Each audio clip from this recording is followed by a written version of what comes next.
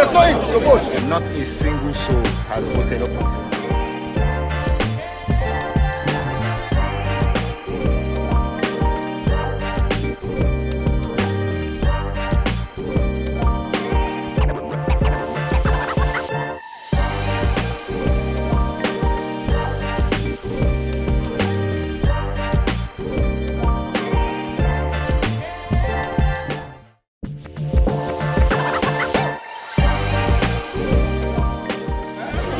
There's no ink to vote. Not a single soul has voted up until now.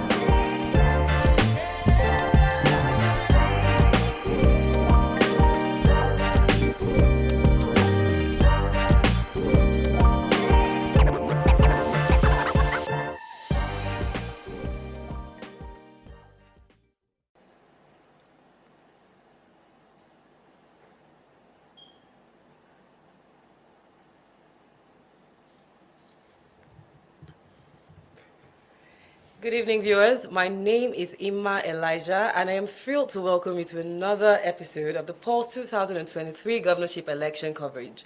As we all know, this is a very important period in the Nigerian political landscape, and it is important that we keep you abreast with developments as they unfold. For this reason, we are here to bring you up-to-the-minute coverage, insightful analysis, and engaging interviews with other electorates. And of course, I'm not alone in this endeavor. I have my esteemed co-host here with me, the one and only Nuruddin Shotayo. We set out to various polling units today to observe the give situation reports on the democratic process in Lagos State. So sit back and relax and stay tuned as we bring you the latest updates, analysis of the 2023 governorship elections in the state. Hi, Nuruddin. Hello, Imara. Oh, how was your day? It's been quite a hectic day for me, and I'm sure you've also had a similar experience, right? Because I saw all of your videos. Imara was trending all over the place because some people try to rough handle that. So everybody tried to rough handle everybody that I came across was trying to rough handle me. I don't know if there was some agenda for me today. It's just crazy, what we witnessed out there today in various polling units. I also had a similar experience at Sanwo-Olu's polling units in Lagos Island. The crowd there was too massive, and they had a very, tough job on their hands. I mean, the governors, I don't know if they are security people, because everywhere, everyone was in mufti, so you couldn't even tell if they are security people. But of course, they had a hectic time tied to, maintain orderliness and make sure that everywhere is not too rancorous. But at the end of the day, we managed to do a little we can do, just to make sure that we bring our viewers, authentic, original content videos for them, and literally on the scene content, exactly. As it was happening, as it hot, Pulse was dishing it. Amazing. So I guess we should probably see the video from Sanwo-Olu's polling unit. We have a video of him. Yeah, video team, if you can get on.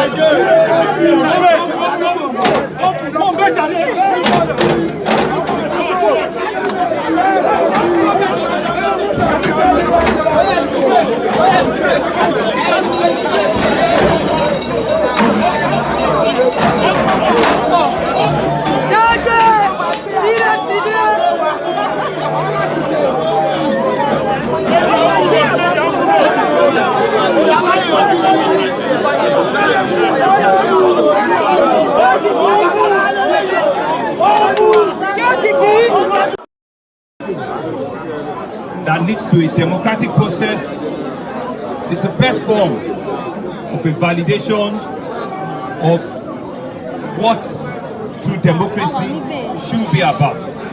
And so I want to reiterate again that this contest is about peace, it's about progress, it's about prosperity for our state and our country at large. And I want you all, gentlemen of the press, to continue to preach and to advocate for everyone to have the right to be able to express themselves freely, fairly, and transparently. I'm indeed happy driving here this morning that everywhere the city looks calm. But there are a few disturbing videos that we also see where some parties, I'm told that they were doing one or two things which it's not verifiable, so I'm not going to talk about it.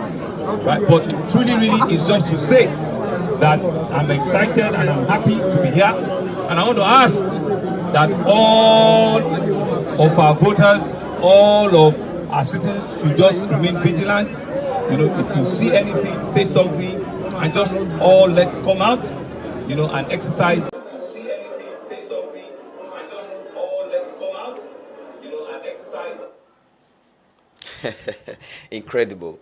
The first video that our viewers saw there was when Saulu was coming his arrival at his polling unit, and you could see the sea of heads that that was at the polling unit. I don't even know if this is worse than that Tinubu's one. I don't know. And I think for me, my problem, I was quite disturbed because I'm like, that's such a tight space.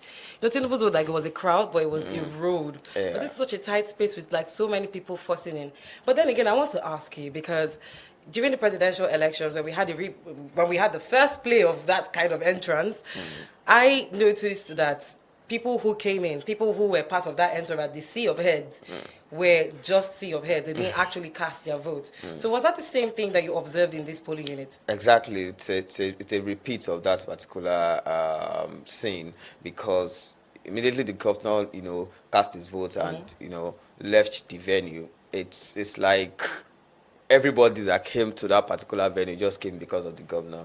Even, I must say that before his arrival, there were some voters who had already cast their votes, but you could tell when Sanwo-Olu arrived everywhere, the media, observers, they were trying to get his attention and all that. He came with his wife, who also cast her vote at the same polling unit. But immediately they left. He left the venue foot, and then he went to, I think, his family house somewhere like a street from that particular venue. So everybody went with him, and our team tried to go back to the venue, to the polling unit, to observe what was going on there, and we discovered that everywhere is just, deserted.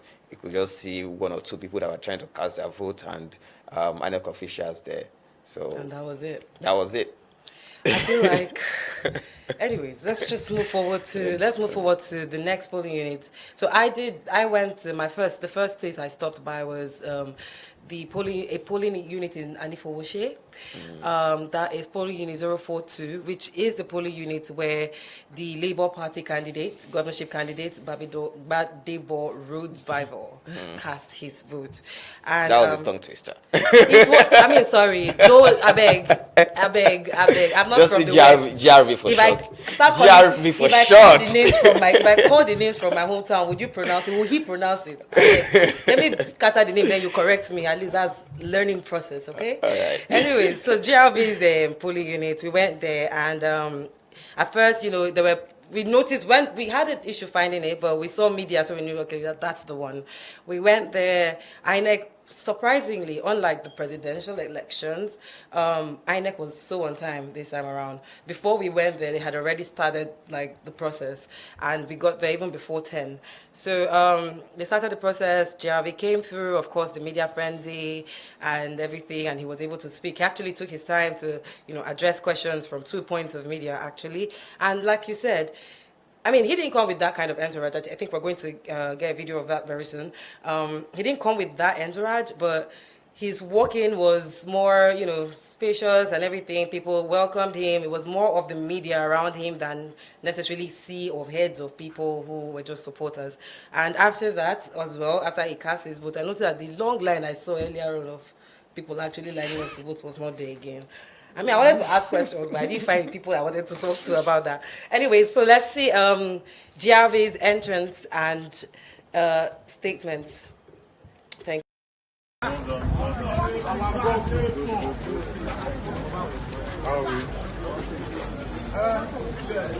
Good morning.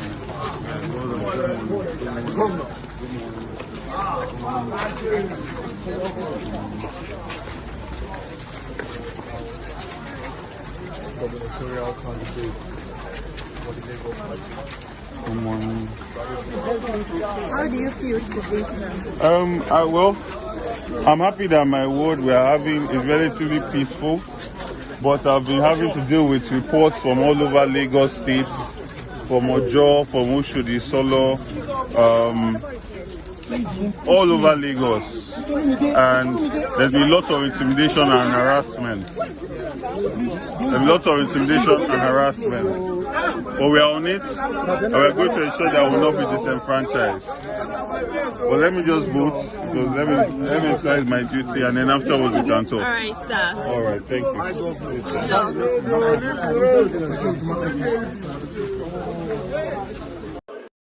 So voter intimidation, voter suppression. Really in Apapa, one of our agents was shot and he's dead. And the worrying thing about this is that INEC and the police have shown to be complicit in this. Now, the reason why we're doing this video is it's important that INEC and the police realize that they are provoking Lagosians right now. And if tonight, Lagos catches fire, it will not be because it's our fault. It's because they did not do the right thing. INEC still has hours to do the right thing. A lot of people will be able to, with the help of security agencies, calm down a lot of areas. But a lot of areas are still under intense attacks by thugs and hooligans of the APC. I call on INEC, most especially, and the police, not to set Lagos on fire. This is a state that houses 22 million people. Having that many people angry because of their disenfranchised is not something that Nigeria needs right now. So I call on the INEC rec and everybody involved in this election to make sure they do the right thing and create at least the perception and the actuality of a free and fair election. Create at least the perception and the actuality of a free and fair election. My oh my. GRV talking tough there. GRV talking tough. But then that was before it was calm. In the first video that we saw, it was calm and just wanted to get through the process of casting his vote. That was still morning. It's never hot yet. It's never jiggy. That was morning. Just woke up. He came to cast his votes. Obviously, like the countenance from the morning and from, the first video we saw was early in the morning, and the next video we saw was released like about 2-3 hours ago. And that's obviously after the day. The day has gone far, and a lot of events have unfolded. And like he said, there's a situation report that someone in Apapa linked to the LP was shot dead. And he also said in the morning that there were already reports of certain splashes of violence here and there. And I actually want us to look at the second video. He said something about Lagos catching fire. And I noticed that even online, a lot of people started, focusing on that part of, Lagos catching fire. Now, what do you think he really meant by that? Do you read that as a threat, or he's saying something else? What's your own reading into that line? Oh, well, these are sensitive times. I think I would just take his words on the face value. I don't want to. I wouldn't want to do any inference or make any conclusions that he didn't explicitly state in his statement. But I guess that particular statement is coming from a place of him, realizing that they have huge followership in Lagos State, and if result of violence against the perceived voters of Labour Party, because nobody comes to a polling unit and paste it on their head that this is who I want to vote for.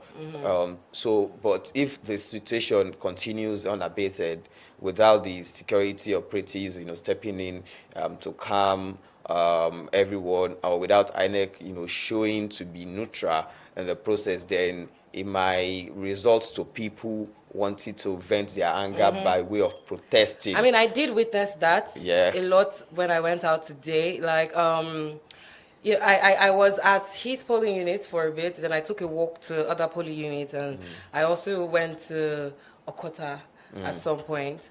And in Okota, there was, a lot of things like that, like people protesting. Actually, even yeah, it was Okota actually. Yeah, there were people protesting. There was a part where I think if you go to the Pulse Instagram page, we have live videos of all that posted there.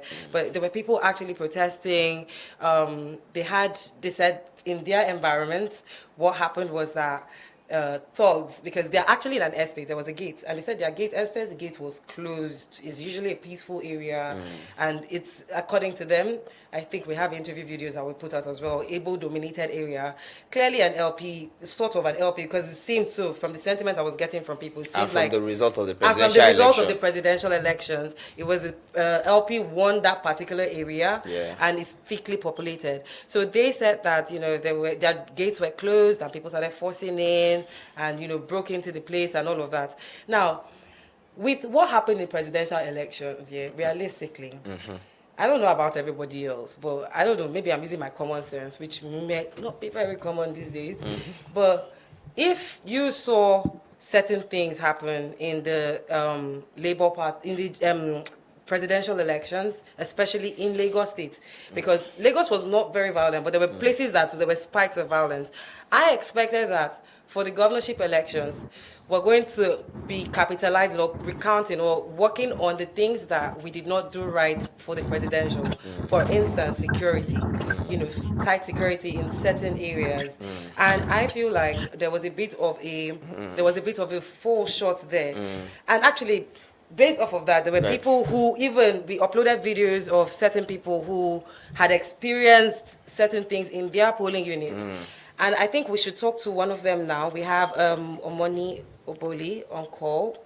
Oh. Yes. Can we have Omoni Oboli?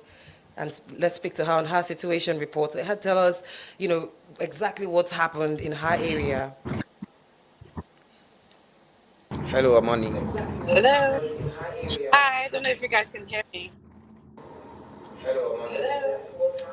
Hello? Yes, I can hear you perfectly. Hi, I can hear you perfectly. So can you tell us exactly what your experience was in your polling unit today when you went out? Ended up not voting. We got to our polling station. There are 10 polling stations in VGC. There's 8 of them in a really big park in VGC in the garden, and there's 2 by a hotel in VGC, right? So there's over 6,000 voters, registered voters in VGC. We got there this morning very early. We were all set up, voted for the presidential elections. We were really organized, all set up, had canopies, had chairs. Every polling station was numbered. We had desks and everything waiting for the INEC people to arrive. And then by 8 a.m., we found out that they weren't coming inside the estate. They set up 3 canopies outside the estate, like one little corner right by the express. And they wanted everyone to come out there to vote. And we're like, it's not possible. There are 10 polling stations. There's thousands of people. It's impossible for us to...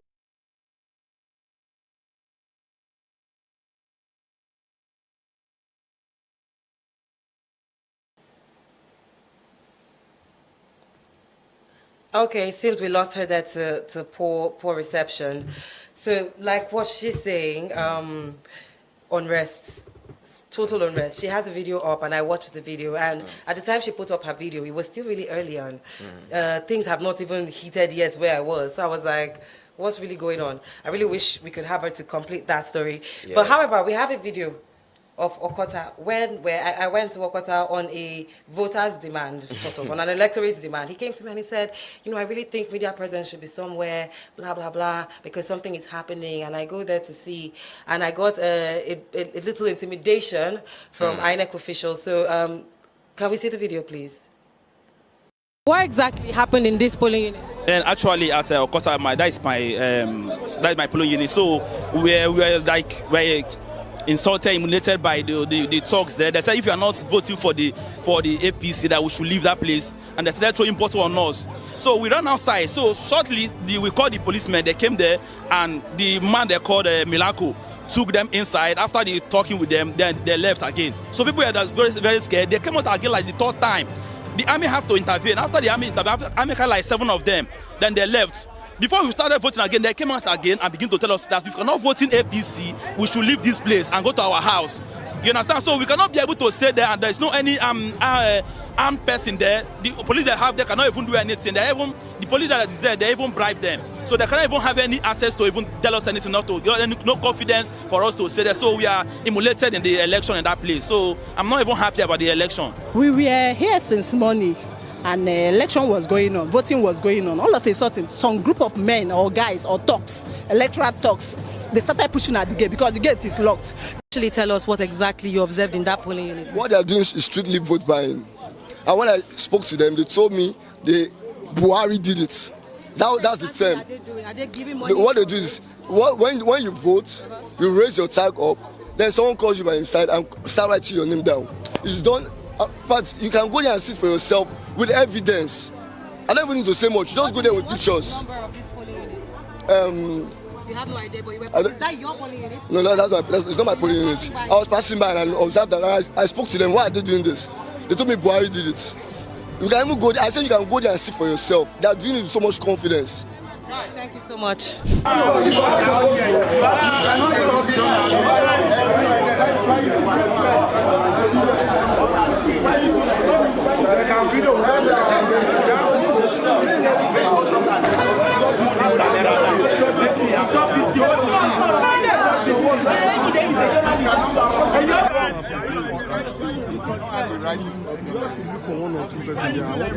They can video. We just say they cannot video. They have to go. Stop this thing. China is over there. China is becoming a very soon.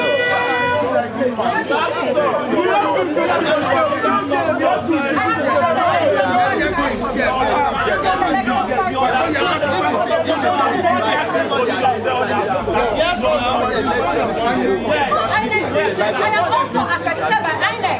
Okay? I don't need to introduce myself to them.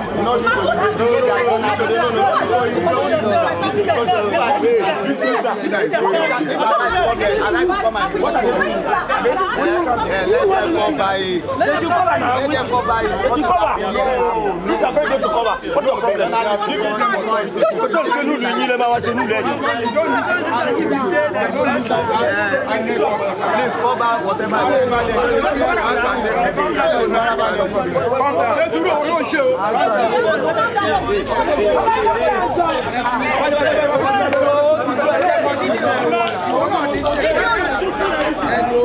You know what is happening here? She grabbed my phone, none of you saw that. I grabbed my phone, none of you said anything. That's not right. Minus the fact that I'm pressed, I'm a woman too. Professionally, do your job. When you came to grab my phone, I will scream. Sorry.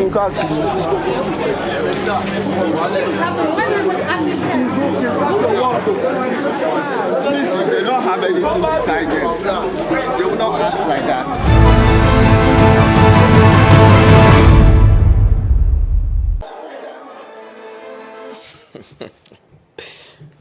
This is another level of intimidation. You know, we used to have voter intimidation. Now we've graduated to Press intimidation. press intimidation, which is very unfortunate. And I think these people should know enough that you can't intimidate journalists. And, you know, they don't realize that without the press in this kind of exercise, I mean, there is little they can achieve because they are just shooting themselves in the foot. I'm never going to even go into the various sentiments or the various reactions I got from just having a press shirt on today. You know, we did this for the presidential, and it wasn't this, tough. But going out today, I realized actually when that guy finished speaking to us, we wanted to use our car down there But he was using foot and he didn't want to join our car because obviously at the end of the day it's a stranger situation and we are out for elections and stuff. So we used our foot to go there. Approaching there, they saw us, obviously, people with cameras, people with microphones, and there was like a movement. There were certain movements. I was like... They were ruffled. Not that even, they were just like whispering. People were looking from afar, and I was like, okay, let's just go there. The best that can happen is that obviously nobody's going to do anything with cameras here. So just give your situation report and then we leave. Yeah, exactly. And another media house decided to tag along us and then we went there. So at first, it wasn't even my battle. It was actually battle with another media house guy. So that's when I pulled out my phone to be like, I was like, guy, start recording this. Then I pulled out my phone to, grab what was happening with that guy. Oh. Then an electorate comes to me and he's like, who are you to actually start recording video? Did you take permission from the INEC officials here? And I said, okay. Then he grabbed my phone down, and I was like, okay, I don't need to take permission from the INEC because I have INEC permission already to be outside my house and to be here. So I don't really need to go and interact with the officials because those people are here for something else.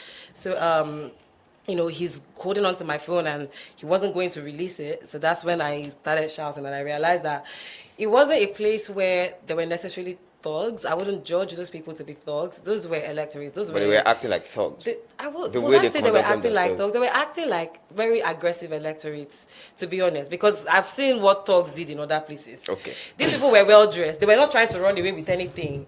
Yeah, like he said, like the man rightfully said, or like the man alleged in video, because I didn't see them actually vote buying, but he said that they were vote buying. There were people on the side as well that were screaming, oh, yes, media. They weren't saying anything that they were doing, but when we got there, it was like, yes, media, on your camera, video what is happening here. So it's as if something was happening. But because they all live in the same community, you wouldn't want to out your neighbor. Yeah, exactly. So you wouldn't want to out your neighbor. You don't want, a situation where if you say something, they know where you live. Yeah. So it's like, let's just keep it calm. And these men you saw the men there when they were respectable old. These are people's fathers. Somebody there has to be at least my father's age. They look so. Exactly. So it's like I didn't feel like it's a place that I should feel unsafe. So that's why I did feel safe to speak out, especially when I saw the INEC official coming to back them up, saying, "Oh, you should have come to take permission from us." Oh no, and I said, "Sir, please don't do that, because I see your ID card, you see mine, you know what it is, you know what this green tag is from even afar. So please, let's not even get into that conversation. That's what I'm not going to have." But then, if you electorates, those that were telling us to, make the videos, came through, they advocated for me as well and just told me, we'll come and stand here and make your video, we'll protect you there. And that was how we're able to cover what was going on in that particular polling unit. And then, the earlier one we saw with the lady kneeling down and all of that, that was at Okota, that's Solo, around that area. And that area was tough. Those girls were complaining, people came in, barged into the estate, throwing stones at them, throwing rocks at them. They were able to come in through the gate. They tore ballot papers, threw all of that on the floor. So basically, what I expect from that polling is that the election is not going to be counted. Is that the same area where one person was shot dead? It is that area, but not that area. Yeah, not that polling unit, not that street, but that particular constituency. Yeah. So that was even why we went to that area, because we wanted to understand what exactly was going on. We saw the news that someone was shot there, and we decided to head there to actually check what's up. So before we actually stay here and ramble on our own experiences, let's talk to other electorates that are online. We have Ayodeji. We have Ayodeji Oluwafemi online with us. Hello, Ayodeji. I don't know if you can hear us. Hello, Ayodeji. I don't know if you can hear us. Hello, Ayodeji. Hi, Ayodeji. Can you hear us? Hi, Ayodeji. Can you hear us?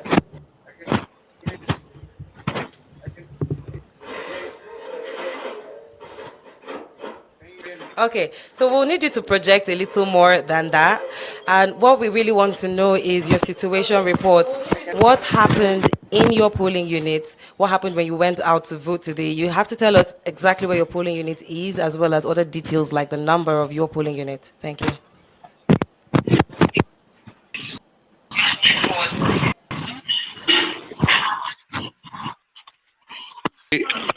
I voted at polling unit 049 at the local government area.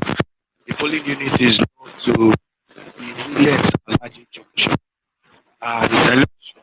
INEC officials arrived at about 9:50, and polling units were expected about. We'll get back to IODG when we have a better get back connection. to IODG. Yeah. These are the issues anyways. But oh well, moving on from all of that, what do you now think, based off of all that we have seen and heard, what do you think we should expect? Because we've heard places like Imo, and also like even in Lagos here, there are certain places that results have been cancelled. So what do you think we should expect from Lagos in general in terms of this particular election? What do you think the sentiment are? Do you think that INEC is still going to uphold, even with these evidences of, things being done that should not have been done? To start with, this is how governorship elections usually play out in Nigeria. It's just unfortunate, but that's the truth. For presidential elections, you don't have one local government or one ward or one state, solely determining who the winner is. But for governorship elections, the options are limited. So that's why usually the players, the political actors usually, become more desperate in this kind of elections. If you lose a particular local government or even a ward alone can give you, say, 10,000 votes. And 10,000 votes on Jaraba was different between Labour Party and PDP, APC in the presidential election. So it's not something that any party wants to joke with, because you don't have a state like Oyo State or Kaduna State to make up in governorship election. Once you don't make it in 20 local governments or whatever number of local governments you have in your state, then you find yourself on the losing end. So things becomes very violent. And if you observed what has been going on since the election started in the morning, you will know that these incidents of violence is not peculiar to Lagos alone. We've had a couple of reports from other states as well, where people have been attacked. I saw the governorship candidates of APGA in Enugu State, the former Minister of Information, Frank Iweke Jr., also complaining of his supporters being intimidated, being attacked, and these things are just everywhere. So, to start with, INEC has a very tough job on their hands, because on the one hand, their main responsibility is to organize an election and ensure that everybody, or expect that everybody plays by the rule. But in a situation where politicians refuse to play by the rules, that's why you have the police and the military, the security operatives, basically to whip everybody into line. So in that case, INEC cannot be the umpire and still be the one trying to tame politicians that don't know how to conduct themselves, or that just want to, bully everybody to have their way. So it's a tough job on INEC, that INEC, have found themselves, that find in their hands. But at the same time, they can still manage to cover themselves in glory by making sure that they stick to the laid down rules of engagement for the elections, right?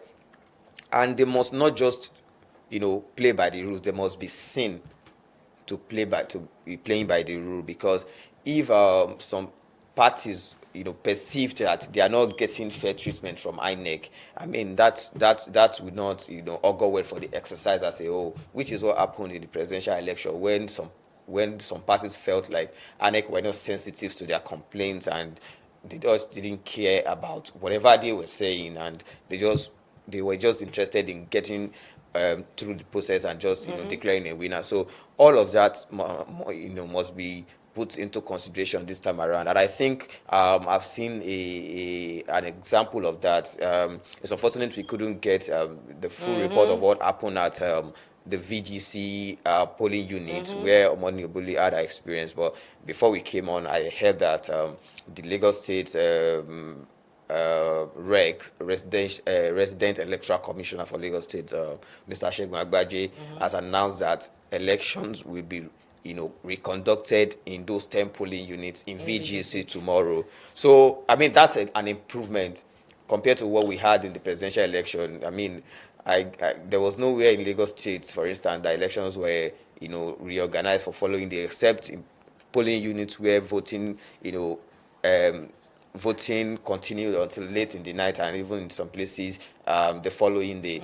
The only place where election was reorganized was in Bayelsa and in Borno State, where terrorists attacked a particular local government. And I think those were, those were done because there were security breaches. But in this case now, because INEC also understand that for governorship election, it's a different ballgame entirely. So you can't just say, you can't just wipe off 10 polling units from the equation. It's not, the numbers are not going to add up at the end of the day. If, for instance, the winner now has 8,000 votes, just 8,000 votes more than the loser, then you have 10,000 people who have been disenfranchised. So you can't call that an election and say it's conclusive. So I'm foreseeing a situation whereby this particular election, especially for Lagos State, might run into an inconclusive mode, since we have a supplementary election yet, and because of the crisis we've recorded today in some parts of the state. And of course, the INEC rule says when there's a crisis in a particular polling unit, then the election in that polling unit will be cancelled. It won't be factored into the equation at the end of the day, irrespective of whatever happens to the final tallies. So if at the end of the day the opponent perceives that in places where elections have been cancelled, they could have gotten more votes, and that would have, given them enough number to win the vote. So I can see a lot of back and forth going forward. But I just hope that INEC will be able to, live up to people's expectation. I mean, this is an opportunity for them to redeem themselves, considering what happened in the presidential election. It's not everybody that was satisfied, right? And, their job is to make sure that even the loser can say, oh, I was beaten fair and square. Yeah. I know it's a tough job that they have, but they still have to do it. They have to do it. They do have to do it. I actually want us to talk a little bit about one thing, and that's actually us as journalists, being on the field and people coming to us. I had a lot of people were coming to me like, I almost felt like I was some messiah or some savior. Like they needed me at every polling unit. Oh, please come and cover this. Oh, come and tell my story. Oh, I experienced this. And some people also lash out at journalists. Like some of them, I feel like it's mixed feelings. At some point they want you, but when you go to them, it's like, get out of here, don't bring this thing to my face, and all of that. And for you as a journalist, what is this experience of going out, and interacting with electorates?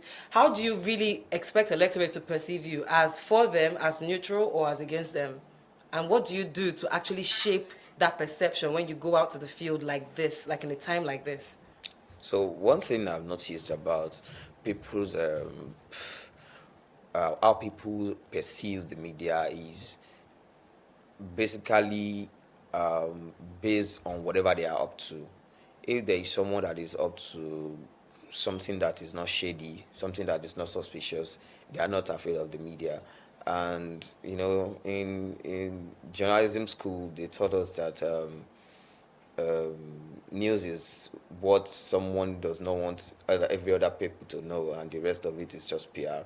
And people believe that if there's something they are doing in their little corner that they don't want anybody to get to know about, and they see journalists, they get, ruffled in a way, and they'll start, trying to suppress or intimidate the media. So I perceived a bit of that even as Sanwo-Olu's police. Nobody was attacked. That's not what I'm implying here.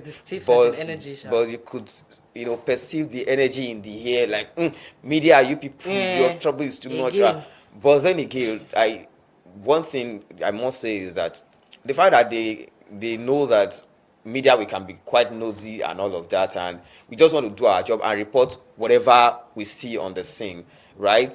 But again, they are still kind of, they can't, fully come out to attack you because you still have that cover, because you're a media person. And I feel like they still understand that even if maybe, for instance, now I have a bad intention, they know that maybe tomorrow I might have something I need the media for. The media can save me. So it's a very tough relationship that we're managing here. That's why I said it is based on what that person is up to at that particular moment. So if you go to a polling unit where they perceive or they believe that the voters there they are supporters or anything, they will feel comfortable to have you there. But if you go to a polling unit where they feel like they want to be up to some, shady things, maybe attack people or try to intimidate people. They wouldn't want to do that in the full glare of the media. So they might. So once the media step foot in such a place, they'll be like, oh, you people have come again. You won't allow us to have a free reign on whatever we want to do. So the media is, like we said, the media is a watchdog, and that watchdog, they don't want that watchdog to be in place. Depends on who is watched. So it depends on who is watching.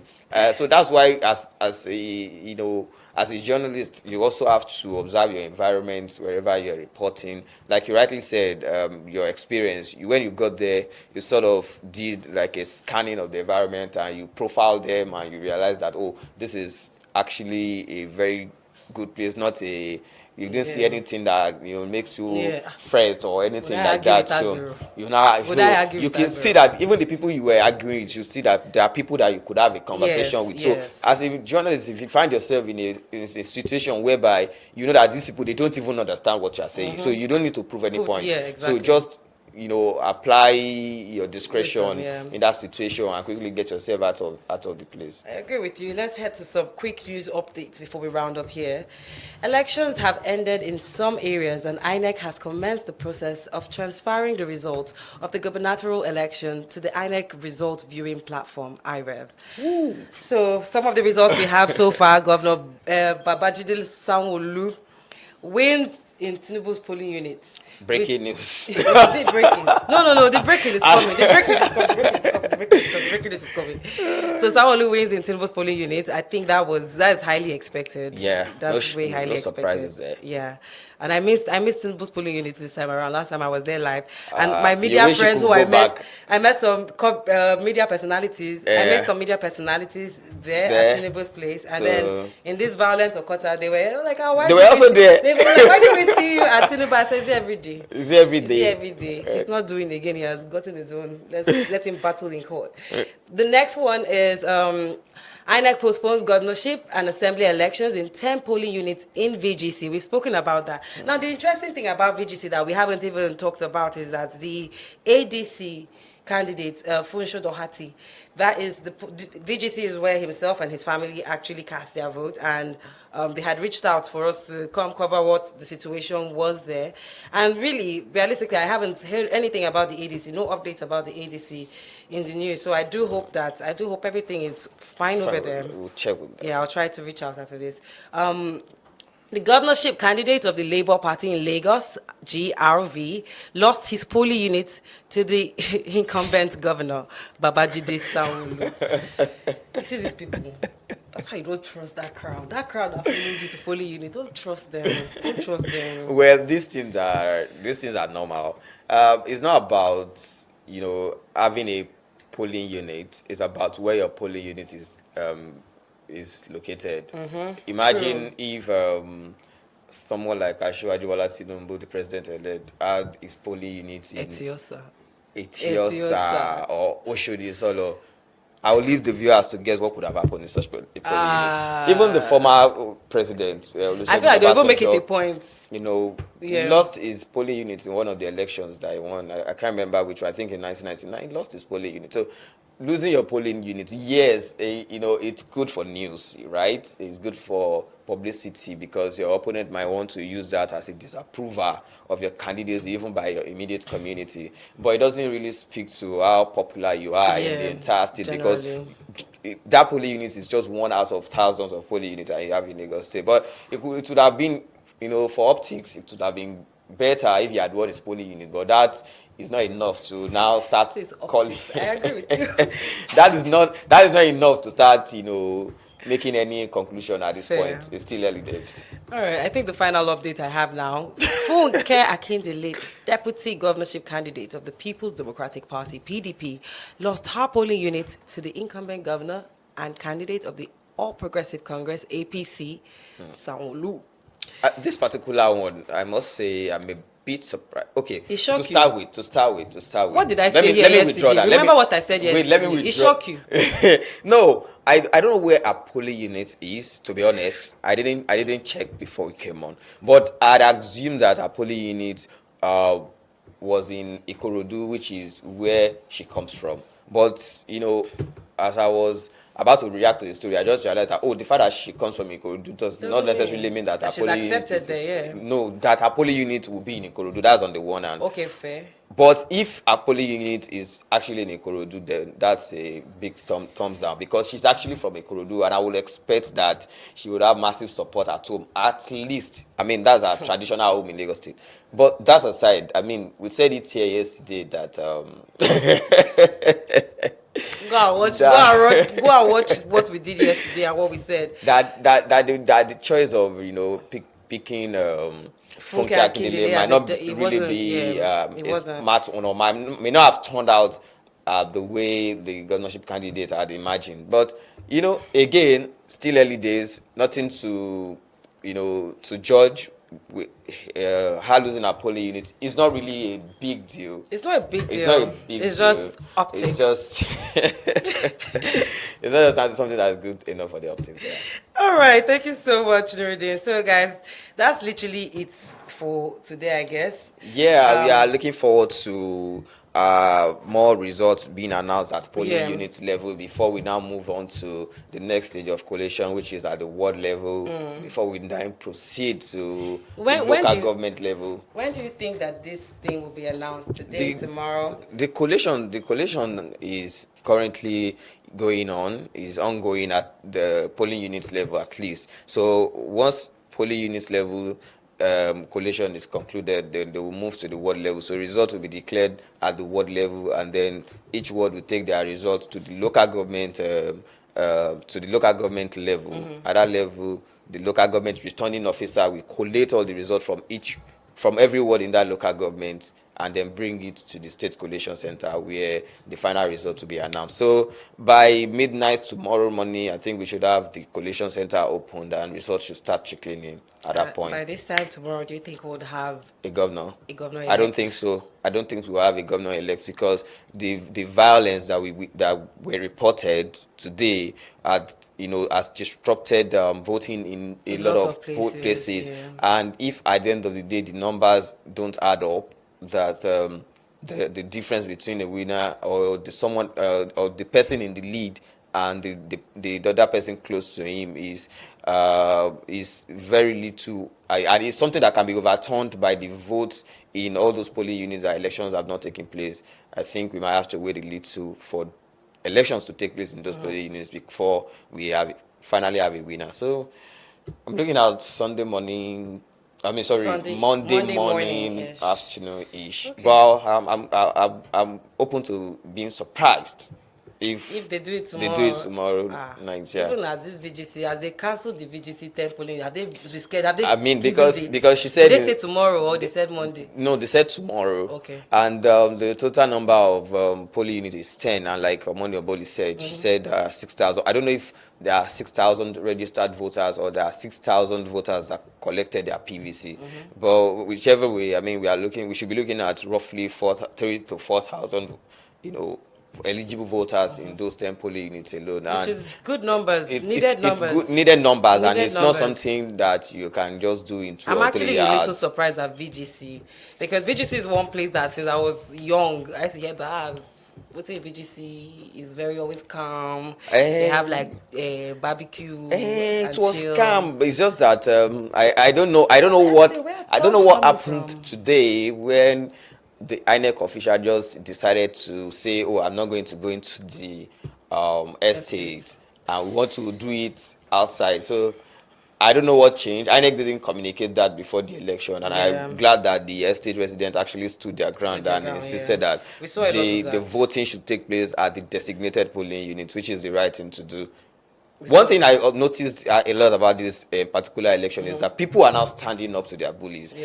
In a lot of polling units, some videos that we've seen online, we saw a lot of pushbacks from residents. Gone are the days where some people will just come with sticks and chase you out of and bully. But people are now standing up to their bullies right now because they were chasing someone. The guy did not even, he didn't even, I don't know what he really came to do, because I feel like some people are actually just dramatic. Maybe some people want to go viral. I don't know. But he came with supposed charms around his waist. He wasn't trying to steal a barrel, but he was looking charming. in quotes. He was looking cherry. He literally came to the middle of the place and then lifted up his car and said, yeah. And so... And then people started chasing him. Literally chasing him down the express. He dropped his... He just came to just disrupt. Like, not that he even came to carry. And ballot I was just box. thinking, wait, you got out of your house to just come and find trouble. And the hand he ended up in military hand. Okay. So all his charm, like they removed it from him and kept it on the floor. They disarmed me. They disarmed him. The uncharming prince. Anyways, thank you so much for joining us today. We hope that our discussion has been informative and thought-provoking. Until next time, stay informed, stay curious. This is Pulse Nigeria.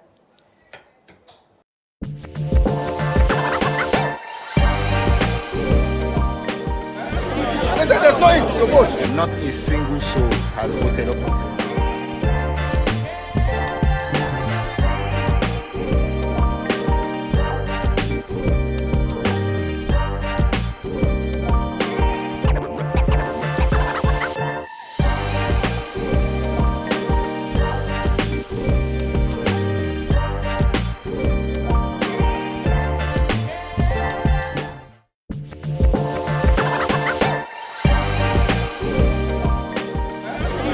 There's no ink to vote. Not a single soul has voted up until now.